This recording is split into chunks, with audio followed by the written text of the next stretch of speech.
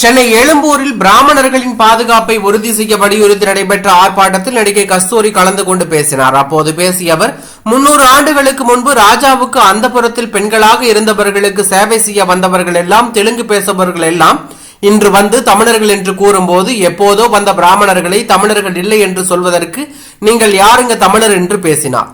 கஸ்தூரியின் இந்த பேச்சிற்கு திமுக சார்பில் ராசா கடும் கண்டனம் தெரிவித்தார். தொடர்ந்து கஸ்தூரி மீது அவதூறு வழக்கை எடுக்க வேண்டும் என்று மதுரை திருநகர் காவல் நிலையத்தில் நாயுடு மகாஜன சங்கத்தினர் புகார் கொடுத்த அடிப்படையில் அவருக்கு சம்மன் வழங்க சென்ற போது அவர் தலைமறைவானது தெரிய வந்தது. இதற்கிடையே மதுரை உயர்நீதிமன்ற கிளையில் நடிகை கஸ்தூரி முன்ஜாமீன் கோரி மனு தாக்கல் செய்த நிலையில் ஜாமீன் மனுவை தள்ளுபடி செய்து மதுரை உயர்நீதிமன்றம் உத்தரவு பிறப்பித்தது. தொடர்ந்து நடிகை கஸ்தூரியை பிடிக்க போலீசார் தீவிரமாக தேடி வருகிறார்கள். இந்த நிலையில் திரைப்பட தயாரிப்பாளர் உதவியோடு நடிகை கஸ்தூரி ஆந்திராவில் பதுங்கி இருப்பதாக தனிப்படை போலீசாருக்கு தகவல் கிடைத்துள்ளதாக தகவல் வெளியாகியுள்ளது. இந்த தகவலின் அடிப்படையில் போலீசார் தீவிரமாக விசாரணை மேற்கொண்டு வருவதாக தகவல் வெளியாகி பெரும் பரபரப்பை ஏற்படுத்தியுள்ளது.